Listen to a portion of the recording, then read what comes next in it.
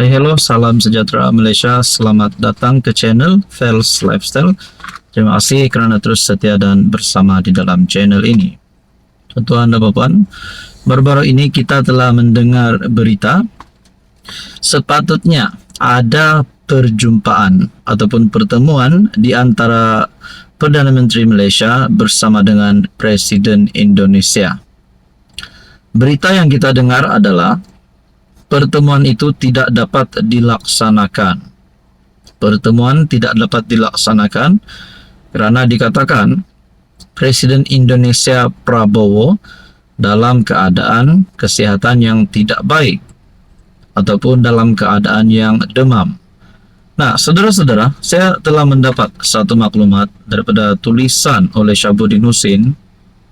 Prabowo tak demam, Anwar yang demam. Nah, jadi persoalannya, adakah di sini sebenarnya Anwar sebagai PM yang mengelak untuk berjumpa dengan Presiden Indonesia? Adakah Anwar di sini nak larikan diri ataupun takut nak jumpa dengan Presiden Indonesia? Itu soalan saya. Tapi sebenarnya saya yakin Anwar Ibrahim sebagai PM tidak akan melakukan perkara sedemikian. Kerana pertemuan di antara pemimpin-pemimpin besar negara ini adalah satu perkara yang amat penting. Prabowo tak demam, Anwar yang demam. Demikian tajuk daripada Syabuddin Husin. Bertarikh 24 Disember, Anwar sepatutnya mengadakan mesyuarat dengan Presiden Indonesia Prabowo Subianto di Langkawi. Tapi Anwar yang sudah berada di Langkawi kemudian memaklumkan mesyuarat tidak dapat diadakan kerana Prabowo demam. Katanya, Prabowo meminta mesyuarat ditangguhkan beberapa hari. Bagaimanapun, Setiausaha Kabinet Indonesia, Teddy Indrawijaya menjelaskan Prabowo berada dalam keadaan sihat dan tidak demam. Bahkan beliau menambah, Prabowo menghadiri beberapa siri mesyuarat sebaik pulang dari sidang kemuncak di 8 di Kahira. Tidaklah Prabowo demam, ujar Teddy, sebagaimana dipetik akhbar Kompas. Malah, kata beliau, sejurus tiba dari Kahira, Presiden Indonesia itu segera mengadakan mesyuarat tertutup. Ada videonya yang telah tersebar, kata Teddy. Laporan berita Teddy itu kemudian segera dikongsi memenuhi ruang media sosial Malaysia sambil kecaman menghujani Anwar kerana didakwa tidak berkata benar ataupun bercakap bohong. Ada yang berkata Anwar telah melanggar peraturan diplomatik kerana sewenang-wenangnya memperkatakan tentang keadaan kesihatan pemimpin negara lain. Yang lain pula mempersoalkan apakah Anwar mendapat maklumat tidak sahih mengenai Prabowo. Kenapa beliau tidak cuba mendapat maklumat yang tepat sebelum menulis di media sosial mengatakan Presiden Indonesia itu demam? Soalnya, jika benar Prabowo demam sebagaimana ditulis Anwar, bagaimana Setiausaha Kabinet Indonesia sendiri boleh mengatakan sebaliknya? Sepanjang hari ini ramai sekali berbicara negatif mengenai apa yang dilakukan Anwar. Barangkali demam juga beliau lantaran diserang dengan pelbagai kecaman berkaitan hal itu. Barangkali tambah demam lagi Anwar ialah kerana tiada seorang pun daripada pasukan komunikasi dan penerangan kerajaan Madani termasuk Fahmi Fadzil yang merupakan jurucakap kerajaan tampil membelanya. Begitu juga penyokong-penyokong Anwar di media sosial, mereka pun sama tidak berupaya untuk tampil membela. Kebanyakan hanya tahu memuji, mengampu dan membodek saja. Saudara-saudara, adakah di sini Anwar Ibrahim sudah semakin hilang sokongan ataupun sudah semakin hilang taringnya? Nah, tapi pada akhirnya saudara-saudara, kalau nak tumbangkan Anwar pun, kita tunggulah pilihan raya yang seterusnya, bukan hari ini. Saudara-saudara, berkaitan dengan ini, apa komen Anda?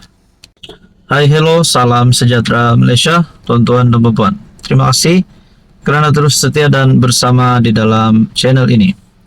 Nah, pilihan raya negeri Sabah yang tidak lama lagi akan diadakan tahun 2025. Bahang pilihan raya semakin hangat Arena politik di Sabah semakin hangat dan sudah pasti jendera-jendera parti. Setiap parti yang akan menghantar calon dan bertanding, berkempen akan bersedia untuk menghadapi PRN Negeri Sabah tahun 2025.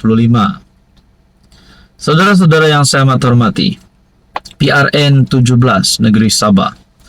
Anda rasa siapa yang bakal menang?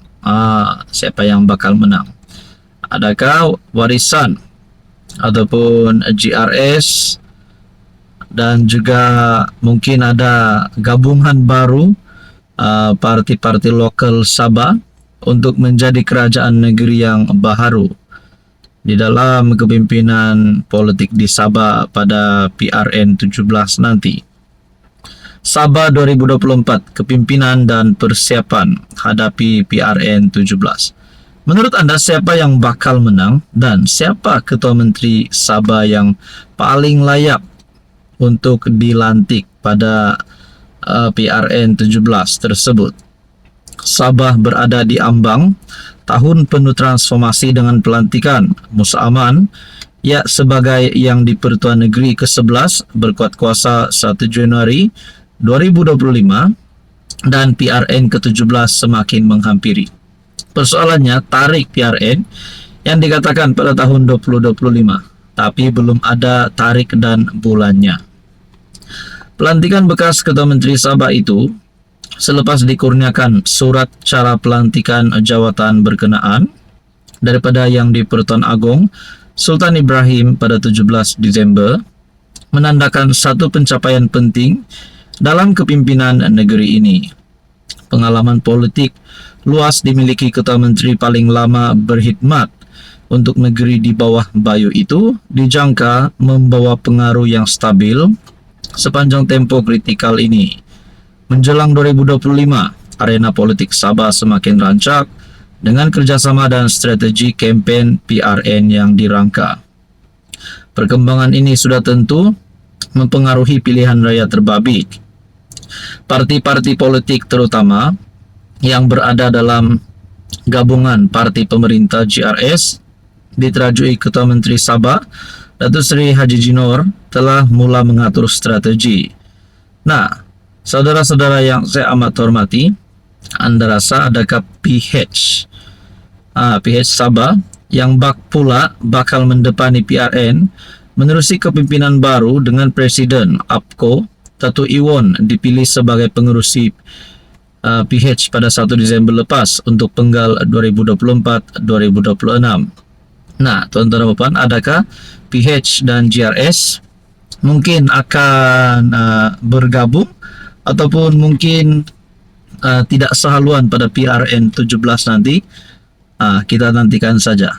Yang pasti mungkin ada parti lokal, mungkin termasuk Warisan, mempunyai harapan untuk menang PRN 17. Menurut Anda saudara-saudara, siapa yang menang dan siapa yang bakal jadi Ketua Menteri dan siapa yang terpelanting? Apa komen Anda?